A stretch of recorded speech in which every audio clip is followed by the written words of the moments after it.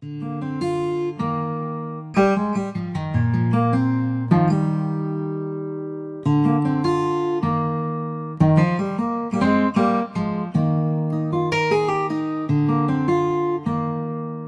hermanitos, tuvieron suficiente tiempo para poder buscar sus notas y así puedan seguirme a partir de donde hemos estado. Vamos a retomar hoy nuestro estudio bíblico que hemos estado haciendo acerca de la teología cristiana, que nos prepara sabiamente para tratar con la muerte. Esta es nuestra cuarta ocasión que nos encontramos aquí juntos en este tema de estudio.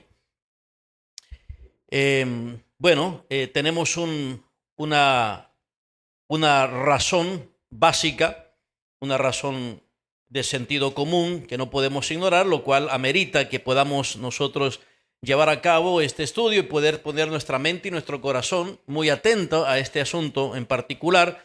Todos aquí, tarde o temprano, tenemos que enfrentar esta realidad inevitable.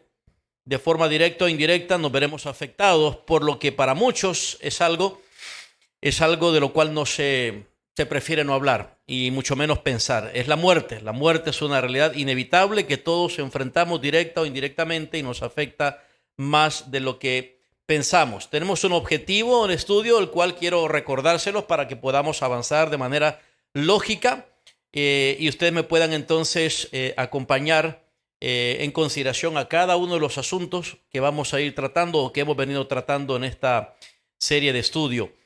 ¿Cuál es nuestro objetivo, hermanos? En este estudio es considerar la mortalidad humana desde una visión cristiana.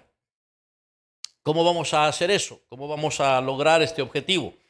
Pues examinando pasajes bíblicos clave y reflexionando sabiamente en la forma en que debemos tratar con la realidad de la muerte para que nos preparemos doctrinalmente para enfrentar adecuadamente la muerte. Si nos preparamos doctrinalmente, si nos preparamos correctamente en la mente, en una mente renovada acerca de este asunto, entonces podremos enfrentar la muerte que tarde o temprano podría llegar hacia nuestras vidas sin saber qué día será, pero Dios lo sabe.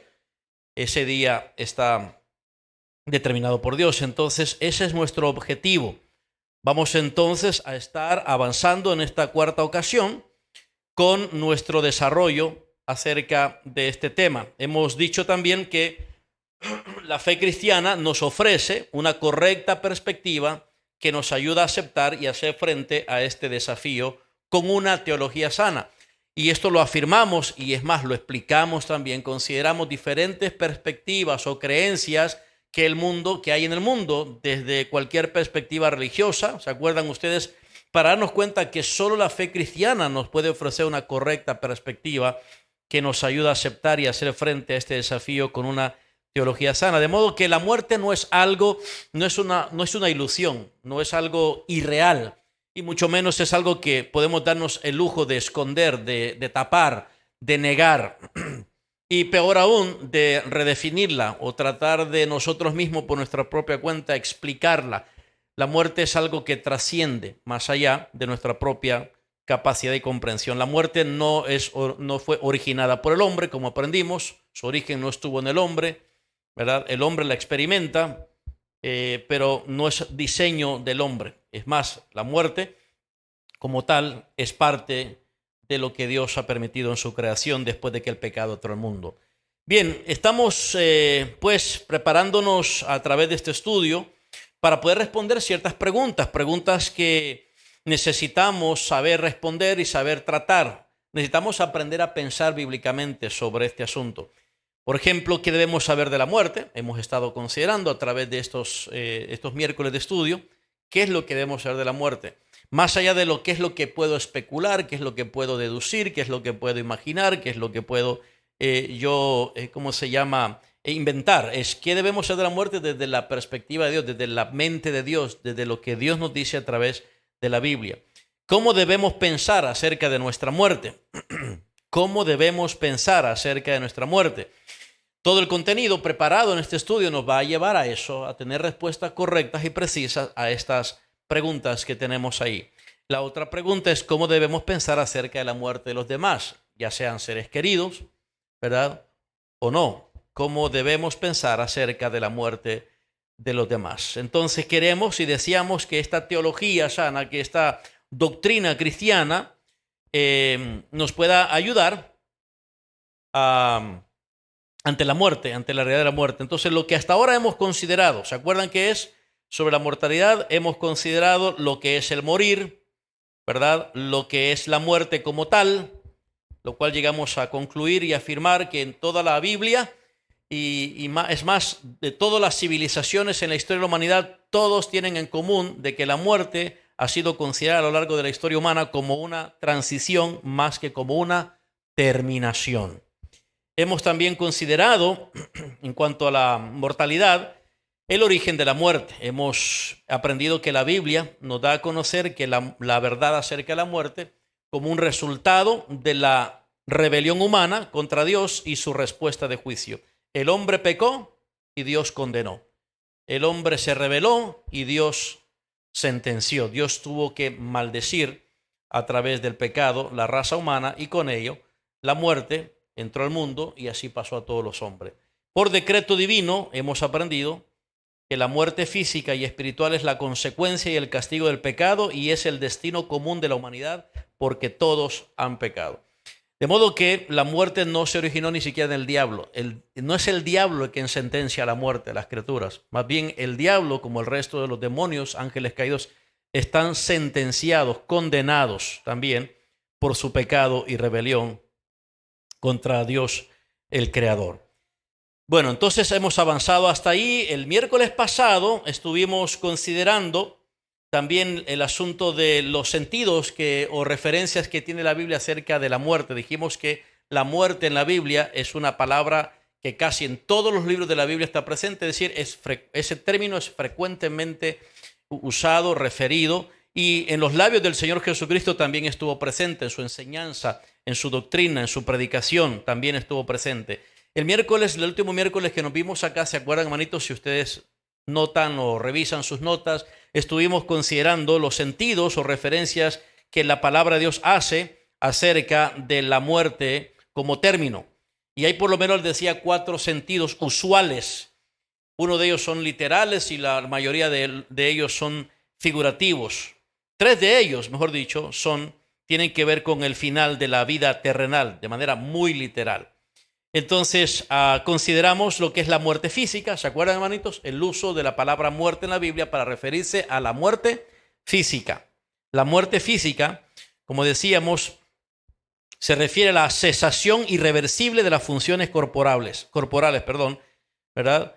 A la cesación, es decir, se acaban, se terminan. Una vez que físicamente se muere, se terminan las funciones corporales. Lo que se pone fin cuando muere un ser humano son las funciones del cuerpo, no las funciones del alma. ¿Cómo cuáles funciones son las funciones del alma, hermanitos? ¿Cuáles son funciones del alma? Funciones volitivas, funciones cognitivas, funciones emotivas, exacto, pensar, razonar, sentir, ¿verdad? Decidir, desear. Todas esas funciones no se pierden cuando un ser humano muere, solo se pierden funciones corporales, es decir, las que necesitan del cuerpo. Es decir, se pierde la función de lo que es, todas las funciones de los órganos se pierden, cesan, la función de comer, de beber, etcétera. Todo eso cesa. Eso es la muerte física. Y decíamos que la experimentan ¿quiénes? Los que nacen 2 veces, es decir, no hay nadie que esté excluido de la muerte física. Aún los cristianos no están exentos de la muerte física. Por eso, ¿quiénes experimentan la muerte física? Los cristianos y los no cristianos. Es decir, los justos o los injustos. Y como mencionábamos la vez pasada, los que nacen 2 veces experimentan la muerte física. ¿Qué es nacer 2 veces? Bueno, nacer 2 veces es nacer, la primera vez es física y nacer la segunda vez es espiritual.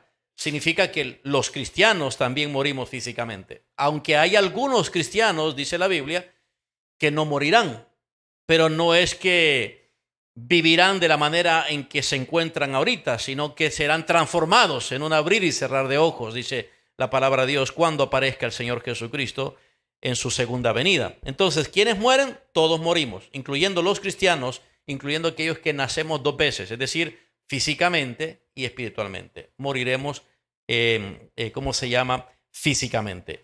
Ahora, la muerte espiritual. La muerte espiritual, decíamos, a ver quién se acuerda cómo definíamos cuál era el término o el sentido que se usaba la muerte espiritual. ¿A qué se refería?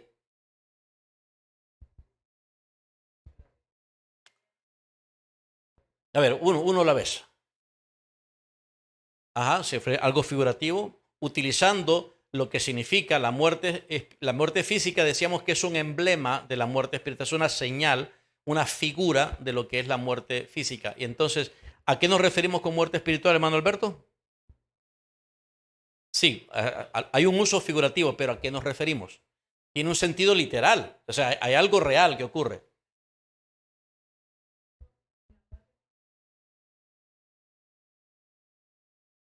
Pero esa no es la muerte espiritual. Esa no es la muerte espiritual.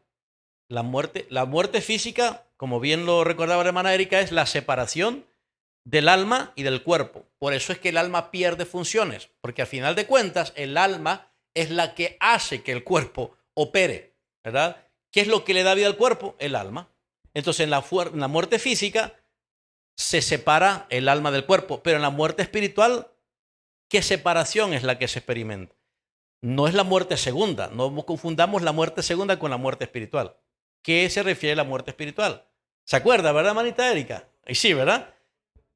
La muerte espiritual se refiere a la separación ¿de qué, hermanitos?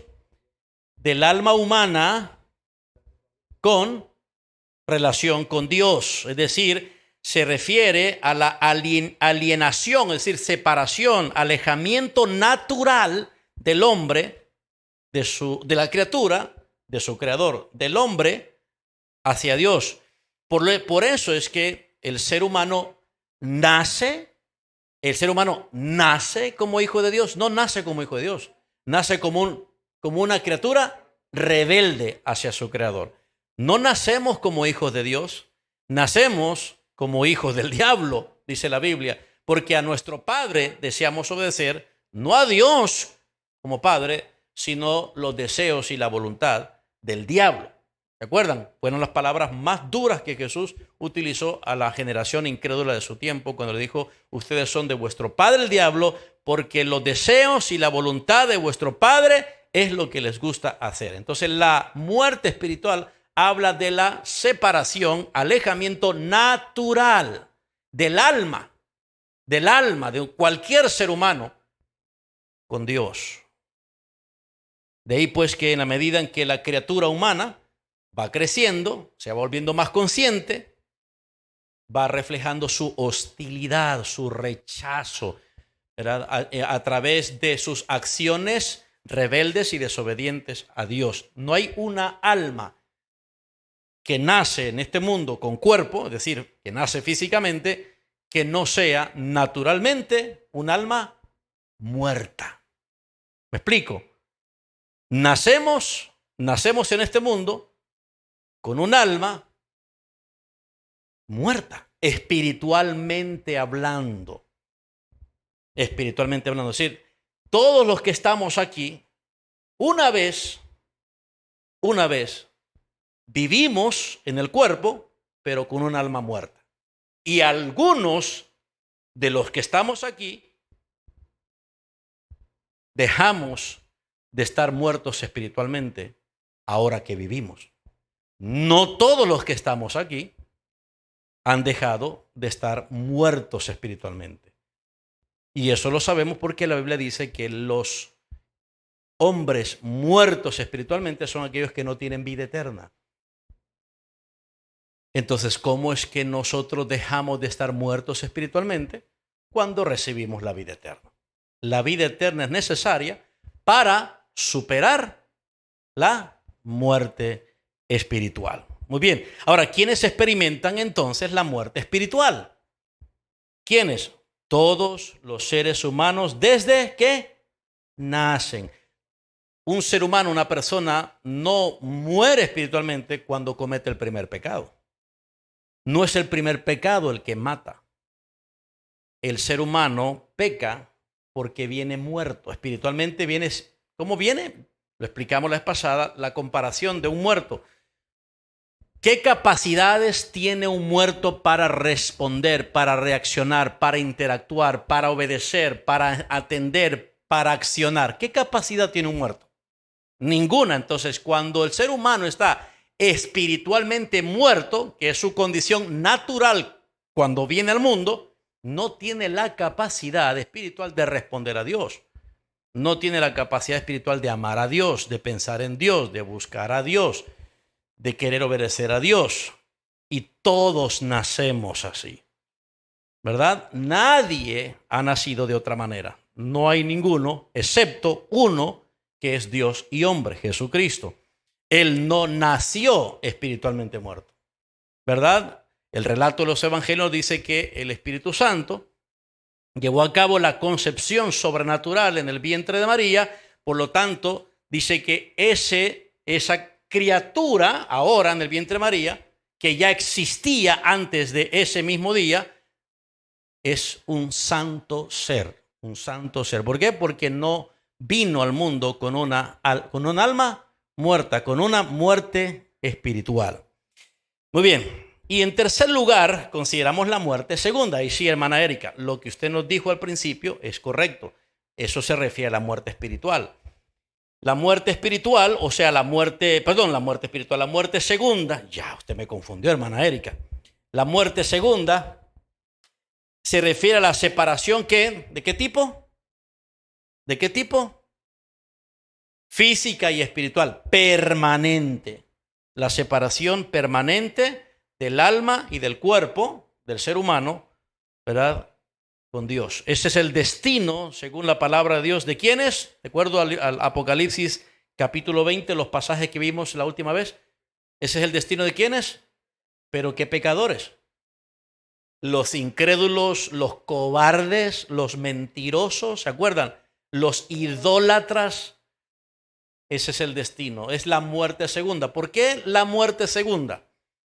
Haciendo referencia a qué?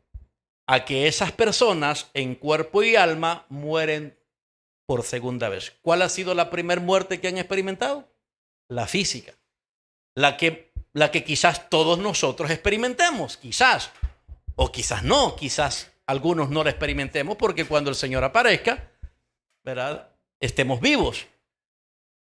Entonces la muerte segunda la experimentan los que nacen solo una vez. ¿Qué tipo de nacimiento han tenido los que mueren dos veces? Uno, físico, ¿verdad? Pero van a morir dos veces. ¿Por qué? Porque mueren físicamente y mueren eternamente, ¿verdad? Eternamente. La muerte espiritual es transicional, digámoslo así, es temporal. La muerte segunda es eternal. ¿Estamos? Bueno, eso fue lo último que estuvimos considerando. Y hay un cuarto uso que también es muy frecuente, no lo mencioné, pero solamente para no ignorarlo, que frecuentemente es mencionado en el Nuevo Testamento y se refiere a la nueva relación y exclusiva reacción que el cristiano tiene hacia el pecado. La Biblia dice que los cristianos, los hijos de Dios, los salvados y convertidos, los pecadores redimidos en Cristo, han muerto al pecado.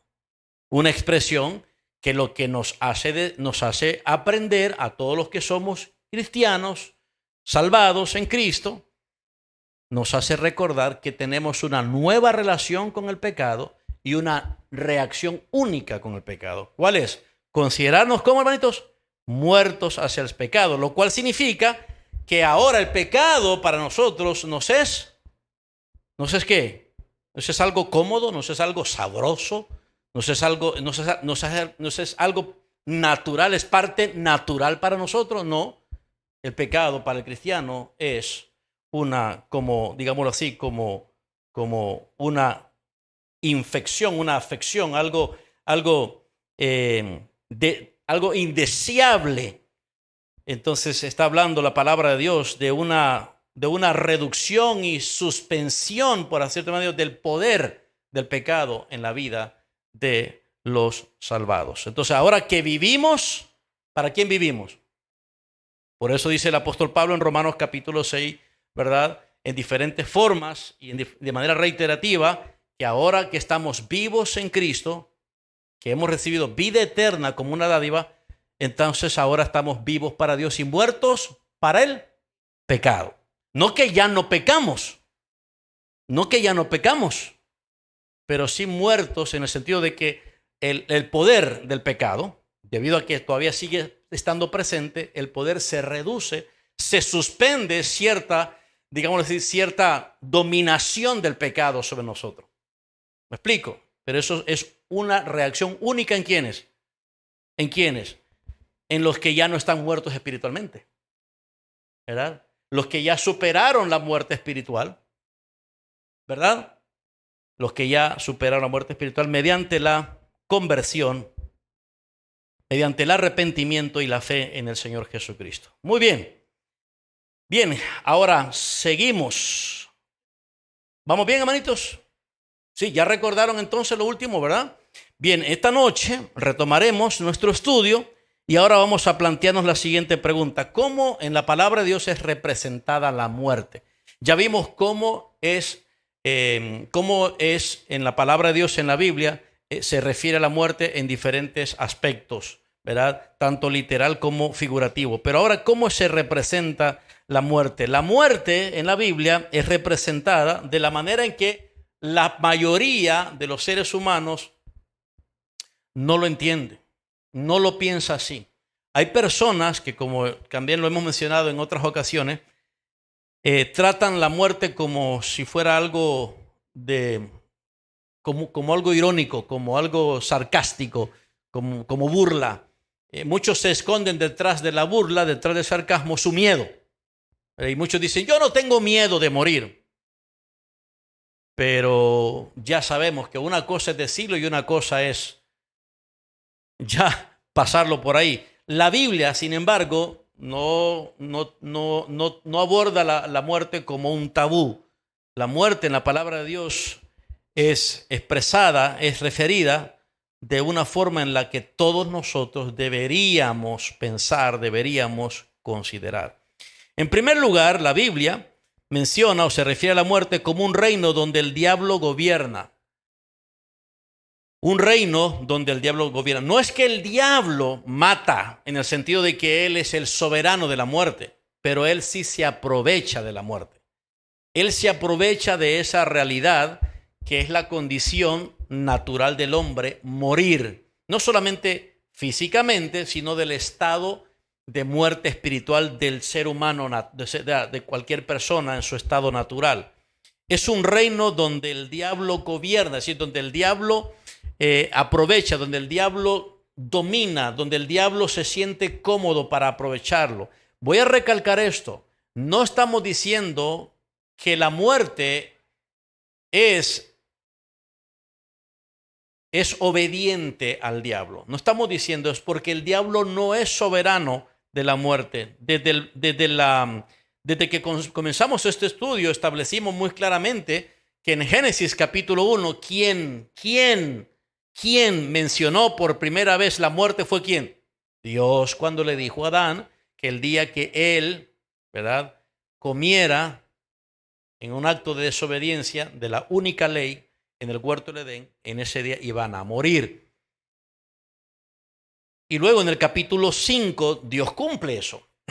En ese instante, Adán y Eva experimentaron lo que nosotros ya nos referimos a muerte espiritual. Se separaron de Dios.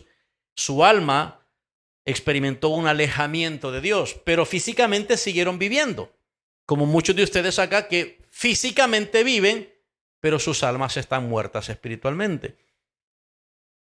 En el Génesis capítulo 5, Dios cumple esa sentencia y comienza todos los seres humanos que vivieron hasta entonces, Génesis capítulo 5, vivieron tantos años y murió. Luego vivió tantos años y murió. Comienza en ese capítulo 5 de Génesis a establecerse la realidad que quien ejecuta la muerte no es el diablo, pero el diablo reina, domina, esa es su cancha, se aprovecha, toma la pelota y juega con eso y se aprovecha. Y una manera de aprovecharse el diablo de algo que no le pertenece y que también es algo que ha puesto sentencia sobre él como criatura, ¿verdad? Que por cierto, recuerden, la muerte segunda a la cual nos referimos la vez pasada, hay algo que quizás se nos pasó por alto mencionar, o no sé si creo que lo había dicho, pero por si lo olvidaron. Los que experimentan la muerte segunda no solamente son seres humanos a quienes el apóstol Juan llama allí en esa visión de la muerte segunda frente al gran trono blanco, no solamente personas que en cuerpo y alma se encuentran ahora delante de Dios como incrédulos, idólatras, mentirosos y cobardes, sino quienes más son lanzados al lago de fuego, es decir, experimentan esa condición de muerte eterna. ¿Quiénes, hermanos? Los demonios. Satanás y los demonios, exactamente. Satanás y los demonios. De modo que imagínense que Satanás en la actualidad se aprovecha de la realidad de la muerte, ¿verdad? Se siente cómodo ante la realidad de la muerte en el mundo y él domina la muerte en el sentido de que se aprovecha, ¿verdad? Saca provecho de esa realidad. Pero sepan ustedes que el mismo diablo y todos sus demonios o ángeles caídos saben que tienen un destino final. Los únicos que no se ponen a pensar en la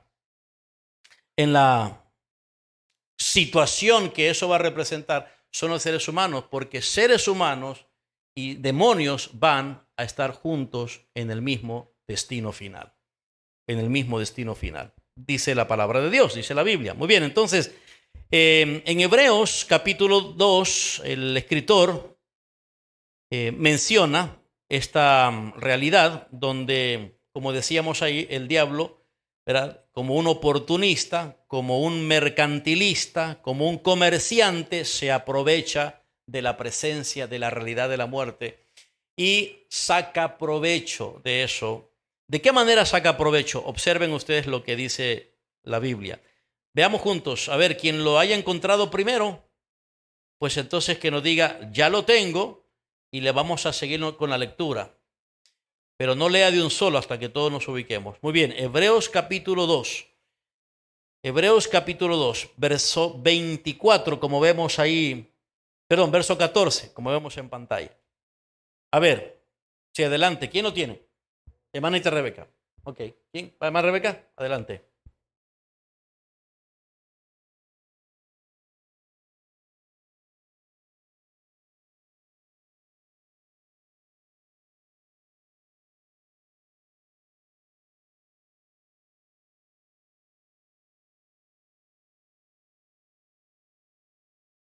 Muy bien, ahora escuchen ustedes lo que está diciendo ahí el escritor de los Hebreos.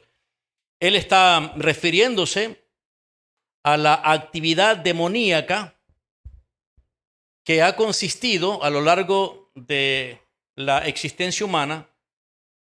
Su actividad ha consistido en aprovecharse de una realidad de la muerte. ¿Qué tipo de muerte? Pues el contexto nos está hablando de la muerte física, carne y sangre, la muerte física. Y ahí está hablando el autor de los Hebreos que Jesucristo, lo que se explica aquí es que Jesucristo, el Hijo de Dios, murió físicamente como cualquier ser humano. Él participó de carne y sangre. Él experimentó la muerte física. No fue una muerte espiritual, no fue una muerte simbólica, no fue una muerte figurativa. Fue literal como todas las muertes de los seres humanos. Pero el escritor de los Hebreos está explicando que esa muerte, aún esa muerte que para nosotros es una derrota, por así decirlo, para Jesucristo fue la forma de triunfar sobre aquel dominio que tenía el diablo en la muerte de los seres humanos. ¿Por qué? Porque Jesús, como nos vamos a referir más adelante, como Hijo de Dios, la única forma en la que Él podía llevar a cabo la salvación de los pecadores, o sea, de nosotros, era muriendo. Y para morir tenía que ser hombre, 100% hombre. Pero luego entonces, bajo esa condición humana, que para nosotros es una condición limitada, frágil, impotente, sin embargo, para Jesús, esa condición humana semejante a la nuestra fue el instrumento que Dios utilizó para poder acabar con un dominio que el diablo tenía para aprovecharse de los seres humanos. ¿Cómo el diablo se ha aprovechado de la muerte? ¿Cómo, hermanos? ¿Cómo? Dice más adelante, el versículo 15, y librar a todos los que por el temor de la muerte. El temor de la muerte estaban durante toda la vida sujetos a servidumbre. El diablo se aprovecha de la muerte, se aprovecha del reinado de la muerte para comercializar con ella, en el sentido de que de esa forma mantiene a los seres humanos pensando en mantener su vida, sobrevivir en esta vida física sin preocuparse por la muerte espiritual. Eso es lo que pasa con muchos de ustedes que están aquí. Viven el día a día, trabajan, comen, beben, duermen, descansan, juegan, se entretienen, se distraen, pasean, lloran, se alegran, se entristecen, etcétera. O sea, todo lo que la humanidad en su condición puede hacer, pero no se ponen a estar pensando en la condición espiritual que los va a llevar tarde o temprano a experimentar la segunda muerte. Entonces, él se aprovecha de la muerte que reina en toda la humanidad para meterle miedo. Ahora, muchas personas dicen, yo no tengo miedo a morir, pero ni siquiera quieren pensar en la muerte. Una cosa es negarlo con los labios y otra cosa es realmente, ¿verdad?, enfrentarlo. Entonces, de esa manera el diablo se aprovecha. Él, como le digo, hace trueque. Él intercambia con la muerte. Él utiliza la muerte, como dice aquí el autor, destruir por medio de la muerte al que tenía el imperio de la muerte. El diablo se ha valido de la muerte como si él reinara, pero él sabe que él no reina porque es el soberano de la muerte. Él reina porque es un déspota que se aprovecha, es un comerciante en el mundo, se vale de la muerte, intimida a la gente, la mantiene con zozobra, con incertidumbre, con miedo. Y por eso es que la gente prefiere, ¿verdad?, hacer todo lo posible por vivir en este mundo, olvidando su verdadera condición espiritual que tarde o temprano lo va a llevar a la muerte segunda. Bueno, entonces la muerte es un reino donde el diablo gobierna, donde el diablo entonces mantiene a los hombres, a las personas sujetos a servidumbre, los doblega con miedo. El miedo, el temor es lo opuesto a la fe en Dios. Donde hay temor, no hay fe en Dios. Y el diablo lo sabe. Cuando una persona tiene más miedo, no solamente de morir, sino en su conciencia está estampada la realidad de un juicio venidero. Es decir, que al morir se va a enfrentar a Dios en una rendición de cuentas, pero como el diablo sabe hacer trueque, sabe cómo intercambiar eso y mantener al ser humano engañado con el temor a la muerte, el diablo lo endulza y le hace creer que no va a haber juicio después de la muerte. Y cuando el hombre entonces vive así, no puede tener confianza en Dios, no se fía de Dios, porque él no piensa en la realidad de lo que esta muerte va a hacer en su propia vida. Entonces, la muerte es como un imperio donde el diablo, todo un usurpador, un aprovechador, ¿verdad?, mantiene a la raza humana sujeta a servidumbre, a un esclavo, usando el miedo, ¿verdad?, el miedo. El diablo gobierna en ese sentido y, como lo hemos dicho, lo reitero, no gobierna porque él es el que tiene el poder de la muerte. ¿Quién tiene el poder para hacer vivir y hacer morir? ¿Quién? Ok, aunque Jesús dijo que el diablo había venido para matar, robar y destruir, pero otra vez viene a matar porque se aprovecha, él saca provecho de algo que ya está establecido como una realidad, pero no es que el diablo tiene la soberanía. Ahora, hay ocasiones, como en la Biblia podemos ver, que Dios le puede otorgar ese permiso al diablo para tocar la vida física de una criatura con propósitos y fines que deben ser buenos para Dios, aunque para nosotros no los podamos entender. Nuestra mente finita no son, nuestros pensamientos no son como los pensamientos de Dios. Pero para que el diablo lleve a cabo la muerte de una criatura, Dios tiene que permitírselo. Y se lo va a permitir no para complacer el capricho del diablo, se lo va a permitir para poder llevar a cabo un propósito santo, ¿verdad?, de parte de él. Si ustedes se acuerdan, fue Dios quien le dijo a Satanás con respecto a Job, pero no toques su vida, no toques su vida, es decir, no lo vayas a matar.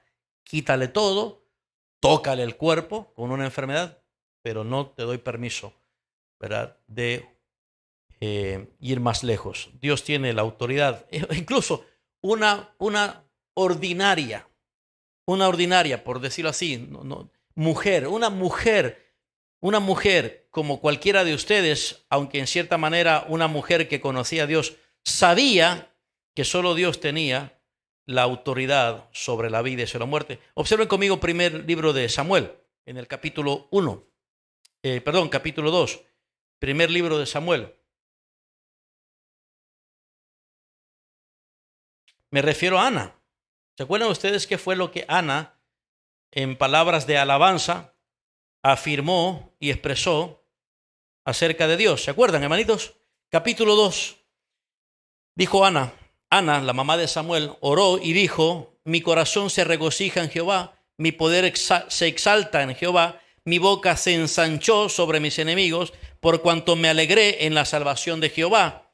No hay santo como Jehová, es decir, como el Dios vivo y verdadero, porque no hay ninguno fuera de ti, y no hay refugio como el Dios nuestro. Noten ustedes luego lo que ella declara aquí en el versículo 5 en adelante. Versículo 6 en adelante. Jehová mata y él da vida. ¿Quién tiene la autoridad, la soberanía, el poder para quitar la vida? O sea, para la muerte física, ¿quién? Dios. ¿Quién? ¿Por qué? ¿Por qué Él es el que tiene esa autoridad? ¿Por qué Él tiene esa prerrogativa? Lo dice Ana, porque una cosa va con la otra. ¿Por qué Él mata? O sea, ¿por qué Él tiene esa atribución? ¿Por qué Él tiene ese poder en sus manos? ¿Por qué? Porque Él da vida. El diablo no da vida, por lo tanto no puede tener ese derecho. El que tiene derecho de dar vida es el que tiene derecho de dar muerte. Es el creador, el Dios creador, ¿verdad? Muy bien, sin embargo, como ya dijimos, el diablo sabe cómo comercializar, cómo vender bien ese producto, manteniendo al ser humano con miedo hacia la muerte. Por otro lado, hermanos, en la Biblia, la muerte también es representada es personificada como un guerrero enemigo que destruye, ya no solamente como un reino o un imperio donde el diablo se aprovecha para usurpar, ¿verdad?, el lugar de Dios y aprovecharse del miedo de la gente acerca de la muerte, sino ahora un guerrero enemigo que destruye. Y eso es como el apóstol Pedro lo comunica en su primer sermón, su primer discurso predicado en el inicio de la iglesia, como lo registra y lo relata aquí el doctor Lucas en el libro de los Hechos. A ver, alguien que pueda encontrar este texto que nos referimos ahí, Hechos capítulo 2, verso 24. Hechos capítulo 2, verso 24. Sí, adelante.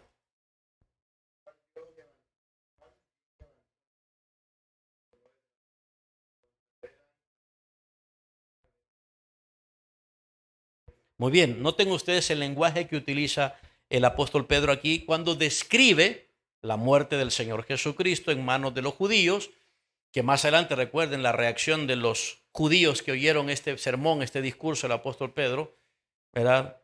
Les atravesó el mensaje porque el apóstol Pedro está diciendo las palabras del Señor de que ellos son los que mataron, crucificaron al Mesías, al Hijo de Dios. Pero noten la forma en cómo describe la muerte del Señor Jesucristo, y en términos generales se refiere a la muerte, dice, al cual, es decir, a Jesucristo, que fue crucificado, Dios le levantó, hablando de su resurrección, la resurrección corporal y física de Jesucristo, sueltos los dolores de la muerte, en un lenguaje figurado, para hablar exactamente de lo que causa la muerte. Y luego dice, por cuanto era imposible que fuese retenido. ¿Por quién? Por ella. Ella aquí es personificada, es el pronombre que se le atribuye de manera figurativa a la muerte como si fuera una persona. En este caso, un guerrero. ¿Por qué un guerrero? Porque él causa dolor, él doblega. La muerte, como un guerrero, como un conquistador, como un soldado, como un astuto estratega, sabe causar dolor, sabe dañar, sabe herir, sabe, digámoslo así, doblegar. Por eso dice ahí esa terminología. Entonces, un guerrero retiene, un guerrero doblega, un guerrero supera a su víctima. La muerte, eso es lo que es capaz de hacer. Sin embargo, dice el apóstol Pedro, con Jesús, la muerte no pudo hacer lo que la muerte hace en el resto de la humanidad. No pudo ser retenido, ¿verdad?, por la muerte. La muerte, sin la intervención de Dios, es como un guerrero, como un soldado entrenado para imponer miedo, para herir, para doblegar, para sujetar a una criatura. Nosotros no podemos con la muerte. Nosotros podemos reírnos de la muerte. Nosotros podemos ignorar la muerte. Pero nosotros no podemos enfrentar la muerte y superar su poder, su capacidad. Capacidad y poder que Dios mismo le ha otorgado, que en cierta manera ya sabemos que es Dios el que lleva a cabo la muerte. El apóstol Pablo también de una manera muy similar utiliza lenguaje figurativo para representar la muerte de esta manera. Miren conmigo, alguien más que busque 1 Corintios capítulo 15, versículo 26. 1 Corintios capítulo 15, versículo 26. Permítame, vamos a ubicarnos todos. Primera carta a los Corintios, capítulo 15. Bien, verso 26. Mire cómo se refiere a la muerte el apóstol Pablo aquí. Hoy sí, adelante.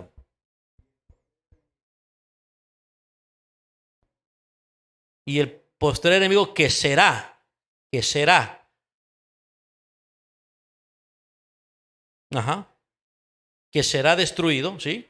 ¿Quién es es la muerte? Miren eso, enemigo, pero un enemigo que pelea, un enemigo que pelea batallas. Ese es el enemigo al que se refiere el apóstol Pablo aquí.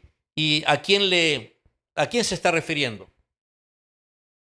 ¿A quién se está refiriendo como enemigo el apóstol Pablo aquí? La muerte, ¿verdad? La muerte que ha reinado, que ha dominado, como dice el versículo anterior, el versículo 25, la muerte que ha puesto a todos los ha dominado y hay solo uno que ha podido enfrentar la muerte y superar ese guerrero, superar ese enemigo, ese astuto y estratega enemigo. El postrer enemigo que será destruido es la muerte. Y luego miren el lenguaje que utiliza el apóstol Pablo, muy similar del apóstol Pedro, versículo 27, porque todas las cosas las sujetó debajo de sus pies.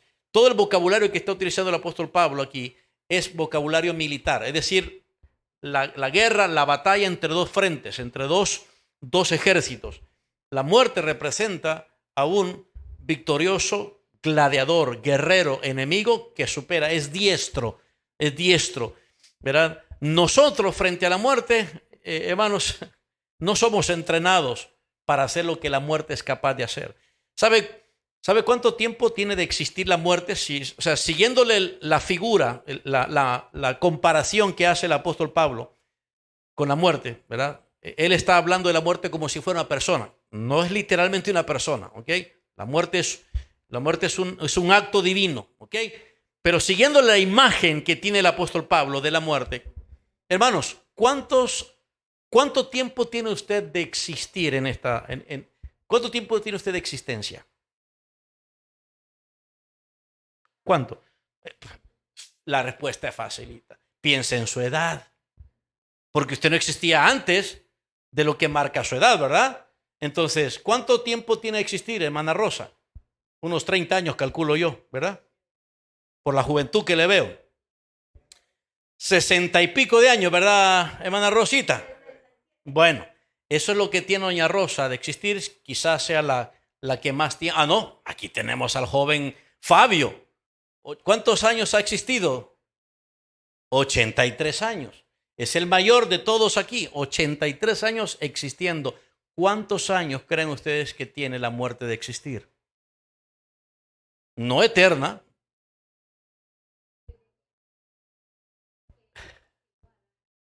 Miles de años. Miles de años. Miles.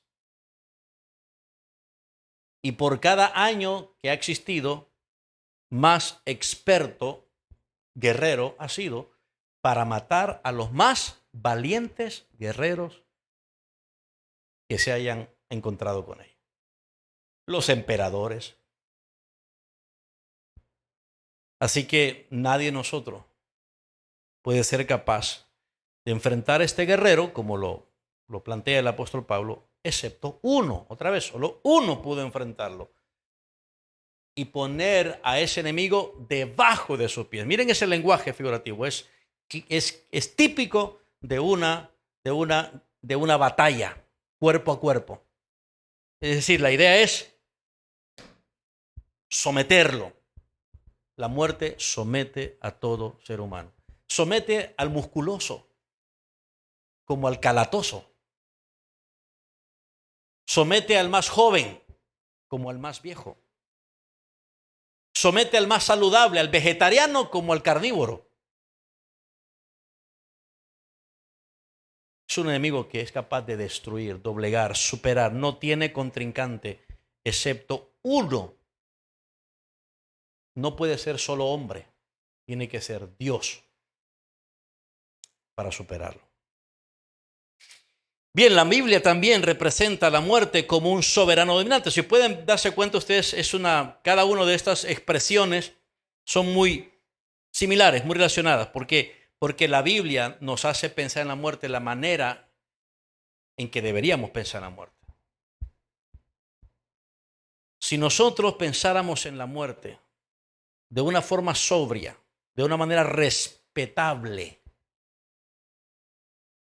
en vez de una forma inmadura, infantil, irónica, torpe, como un necio, como un tonto que se burla del peligro, si nosotros le mostramos respeto a la muerte,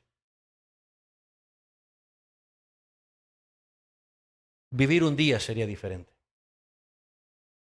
Porque si pensáramos que tarde o temprano, o cuando menos lo esperamos, Dios puede enviar la muerte como si fuera un mensajero, y en este caso ya es un guerrero en las manos de Dios, para doblegarnos, sujetarnos, hermanos, no vamos a poder con la muerte. En un sentido, el vocabulario, las expresiones que usa la Biblia para describir la muerte de manera metafórica, es para que el ser humano, cuando escuche la verdad de la muerte, no siga mostrándose con tanta necedad y que siga tomando la muerte como un, sí, como un juego, como un mito. Aunque no tiene caso, hermano, porque el sentido común nos dice que la muerte existe, lo hemos visto, lo hemos palpado, ¿no es cierto? De cerca. Pero ¿saben qué es lo que hace que el ser humano sea sarcástico con la muerte, no le muestre respeto a esa realidad? ¿Saben qué? Lo que vimos anteriormente, la muerte espiritual. La muerte espiritual, ese efecto de muerte en el alma del ser humano hace que el hombre sea tan necio. Y en Romanos capítulo 5, el apóstol Pablo reitera siempre con esa personificación, con ese lenguaje figurado para nuevamente representar a la muerte como un soberano dominante. ¿Y saben por qué? Porque este soberano dominante representa ¿a quién? ¿A quién creen ustedes que la muerte representa? ¿A quién? Exactamente, hermano. al que la ejecuta, al que la ordena. Ya Ana nos recordó, ¿verdad? Anita, una mujer que no había sido estudiada en un seminario, pero por revelación divina sabía que Dios mata como Él da vida. Entonces el apóstol Pablo vuelve y utiliza este sentido. Romanos capítulo 5. ¿Alguien más? Solo retrocedamos un poquitito. Y alguien que tenga ahí ese pasaje, capítulo 5, versículo 14. Y vamos a también a escuchar lo que dice el versículo 17.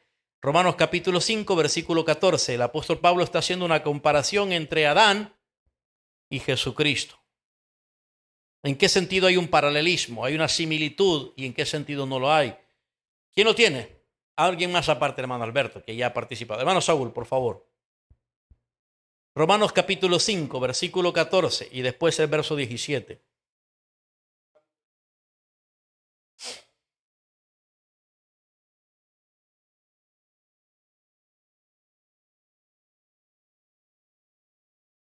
Ok, escuchen, observen cuál es el vocablo, cuál es el término, la palabra que el apóstol Pablo utiliza en relación con la muerte. Reinó la muerte. O sea, nos está diciendo que la muerte es un monarca, es como un rey que reina. Un rey que reina. Un rey que tiene autoridad. Un rey que hace lo que quiere. Un rey que no tiene que pedir permiso a sus súbditos. ¿Cuándo aquí la muerte va a venir a uno de ustedes y decirle, ¿me dejas que te mate? ¿Me lo permites? ¿Me das permiso que hoy te mate? Por decir, que la muerte venga a usted, le toque la puerta y le pida una cita y le diga, ¿sabes qué? Quisiera saber si me dejas que hoy acabe con tu vida. Él es un rey. Él hace lo que quiere. En ese sentido es similar a un soberano. ¿Me explico, hermanos? En ese sentido, la muerte se compara a un soberano, uno que reina, que hace lo que se le antoja, que tiene sus propios designios, lleva a cabo su actividad sin el permiso de nadie. Y el apóstol Pablo está hablando aquí, ¿verdad?, de la realidad, la experiencia desde Adán, de la muerte. La muerte ha venido sin importar cuál haya sido, sin importar incluso cuál es la condición. La condición en que se encontraban los descendientes de Adán años después, sin importar eso. La muerte siguió reinando desde Adán y pasando por Moisés. Miren el verso 17. ¿Qué vuelve a expresar el apóstol Pablo? Lo reitera. De manera que lo que hace al reiterarlo es enfatizarlo. Versículo 17. ¿Quién lo dijo? A ver, hermanito. De uno es Adán. De uno solo que es Adán. Ajá. ¿Reinó qué? Otra vez. Segunda vez. Primera vez en el verso 14, el mismo término, reinó la muerte. Para luego compararla, ¿no? Hacer un paralelismo. Así como la muerte reinó en Adán, en Jesucristo, lo que viene a reinar es la vida eterna que Él ofrece. De Adán, lo único que reina sobre toda la raza humana es la muerte. Pero noten otra vez, la muerte ahí entonces es comparada, es representada figuradamente como si fuera un rey soberano. Nosotros nos creemos los soberanos. Soy soberano de la vida. Yo digo cuánto voy a vivir y cuándo voy a morir. Mentira. Mentira. No es cierto. Es Dios quien está detrás de la muerte como creador. Él es el dominante. Y por último, la Biblia se refiere a la muerte como algo que aterrador. No como un chiste. No como un chiste. No como aquellos que piensan en el suicidio, ¿verdad? No me va a doler. No va a pasar nada. Se acaba todo. Como si fuera simplemente un escape a algo mejor. Utilizaré la muerte como un dulce. No, la Biblia dice que la muerte es algo aterrador, como ya nos referimos. El autor de los Hebreos se refiere a la muerte, ¿verdad? Como un déspota, como un emperador, déspota, dictador, que pone servidumbre, que doblega, que aterra, que pone miedo. Muchas personas que dicen vivitos y coleando, no le tengo miedo a la muerte, en el momento de la muerte su alma está experimentando el peor terror que puede experimentar. La muerte no es no simplemente como ya hemos aprendido, no es solamente la separación del cuerpo y el alma. La muerte es un trauma. Y no todas las personas que mueren pueden experimentar un momento de calma, apaciguar el terror, el miedo. El miedo. ¿Por qué miedo, hermanos? Miedo solo por morir, no. Miedo porque la conciencia, si todo lo que el alma lleva consigo ha sido puesta por Dios desde el principio de su existencia. ¿Qué lleva el alma con nosotros? Hay muchas cosas que no necesitamos aprender a lo largo de la vida. Ya vienen como un chip impresas en la conciencia. ¿Saben qué es conciencia? Conciencia es con conocimiento. Todos venimos con conocimiento básico. Conocimiento básico de ser criaturas creadas a la imagen de Dios, con una responsabilidad ante nuestro Creador. Y parte de esa conciencia viene con la noción de que cuando muera va a rendir cuenta, va a enfrentarse a Dios, a un juicio que ha querido ignorar, que ha querido olvidar, que ha querido ocultar como realidad. Entonces es algo aterrador, causa miedo. No fue por demás que nuestro Señor Jesucristo, que a pesar de que no nació con una muerte espiritual, sin embargo, al hacerse carne, al tomar la carne, la condición y la semejanza humana como la nuestra, no fue para menos que cuando Jesús pensó en el momento de su muerte, en esa noche de su arresto, de su traición y arresto, él fue al huerto de Getsemaní, ¿se acuerdan ustedes? Y él pidió al Padre si era posible pasar la copa. La copa simboliza para un judío la copa de la ira, el juicio. La muerte, en un sentido, viene consigo una tremenda experiencia de juicio. Por eso la palabra de Dios dice que cuando el hombre muere, inmediatamente el alma es puesta bajo una sentencia de juicio. Está establecido que el hombre muera una sola vez y después de esto, el juicio, dice la palabra. Entonces, ahora, ¿por qué es importante entonces que tengamos una correcta forma de pensar sobre la muerte? Porque no vivimos, por así decirlo, mostrando respeto a algo que nos supera. Vivimos desafiando la vida, o mejor dicho, la muerte. Eso creo que en un sentido debe cambiar. Sin embargo, hermanos, nunca va a cambiar nuestra forma de tratar la muerte o ver la muerte si no cambia nuestra forma de tratar o ver a Jesucristo. Nunca. La única forma en que nuestra manera de ver y tratar la muerte sea adecuada es cuando nosotros tenemos una correcta reacción, respuesta, una correcta relación con Jesucristo. De ahí pues, ahora en adelante, después de haber considerado entonces la mortalidad en términos de lo que es morir, lo que es la muerte, lo que es también el origen de la muerte, lo que son las formas de la muerte mencionadas en la Biblia y lo que hasta ahora hemos considerado con respecto a la representación de la muerte. A manera de concluir esta primera parte en el estudio, vamos a extraer unas implicaciones sobre la mortalidad. ¿Qué es lo que esta teología bíblica, qué es lo que esta sana teología de la palabra de Dios, qué es lo que la doctrina cristiana trae consigo al afirmar todas estas cosas que hemos considerado en estos 4 miércoles, hermanos? Si creemos que todo lo que la Biblia enseña acerca de la muerte es verdad, ¿a qué nos debe llevar a considerar? ¿De qué manera debería afectar nuestra forma de pensar y tratar con la muerte? Bueno, para eso vamos a considerar 2 implicaciones.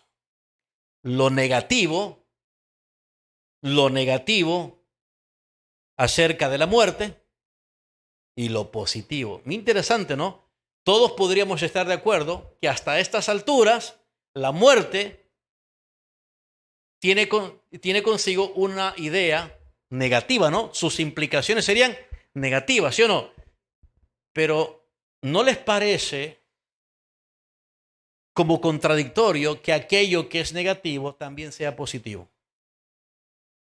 ¿Mm? Es algo paradójico. Lo paradójico es, si la muerte trae implicaciones negativas, ¿cómo es que puedo pensar de ella también de forma positiva? ¿Les gustaría saber cómo, hermanitos? No se lo pierdan el próximo miércoles entonces. El próximo miércoles. Para que podamos entonces tener un trato sobre este tema de una manera balanceada. No podemos, como hasta ahora hemos considerado lo que la Biblia dice, no podemos seguir pensando en la muerte de una forma tan, hermanos, tan común y corriente. ¿Verdad? Hay algo negativo en eso.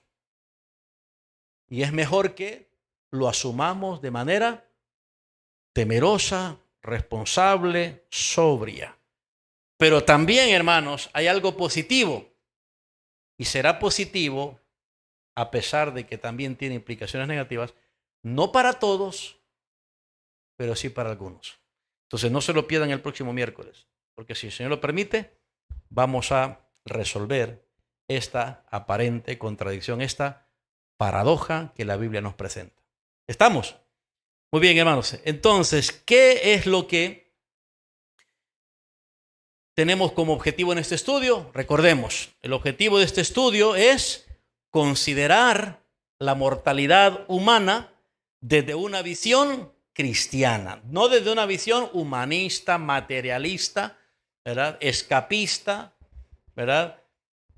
Fatalista, sino desde una visión cristiana, examinando pasajes bíblicos clave y reflexionando sabiamente en la forma en que debemos tratar con la realidad de la muerte. Espero, hermanos, que con lo que hasta ahora Dios nos ha permitido extraer de su palabra de una forma muy básica, tengamos una forma distinta de tratar la muerte y de prepararnos para la muerte. ¿Estamos, hermanitos? ¿Sí? Muy bien. Vamos entonces a orar. Acompáñenme en oración. Señor nuestro Dios y Padre Celestial, te damos las gracias por habernos concedido un tiempo tan valioso para que cada uno de los que estamos aquí haya sido traído a los pies del Maestro y a la autoridad de tu palabra para poder tratar con asuntos que el mundo no nos puede enseñar. Que el ser humano como tal no puede decirnos la verdad. Sabemos que en esta vida y en este mundo sin Dios, sin Cristo, la muerte es ignorada, es ridiculizada, es negada. La muerte es erróneamente pensada y creída. Y por lo tanto, es fatalmente enfrentada por miles y miles y millones de seres humanos. Oh Señor, por cada minuto, miles de seres humanos son vencidos por la muerte. Y si hoy los que estamos aquí mantenemos la vida, es porque tú, Señor, en el ejercicio de tu soberana voluntad y de tu misericordia, no nos has matado, no has ordenado, no has dicho la palabra para que nuestro cuerpo muera y nuestra alma consciente transite por una eternidad en la que o enfrentaremos la presencia gozosa contigo o enfrentaremos la presencia tormentosa del infierno mismo. Señor, gracias te damos por Jesucristo, que es el único que puede darnos la manera correcta de entender el morir si conocemos el vivir en él, de tratar con la muerte y enfrentarla si lo tenemos a él como nuestro defensor, nuestro salvador, nuestro rey. Padre, te pedimos, te rogamos que esta serie de estudio de tu palabra traiga tu verdad a nuestro corazón y la profundice a lo más profundo de nuestro ser, que llegue hasta traspasarnos y acabe con ideas erróneas, falsas, equivocadas que los demonios en este mundo han puesto en nuestra alma y corazón. Y prepárese cada criatura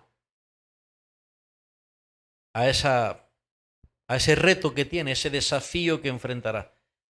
Te pido que nadie de los que está aquí muera solo,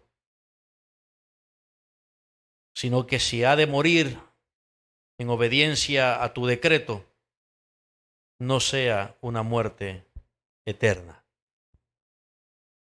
sino que, Padre, haya sido preparada para el día en que será llamado y será llamada.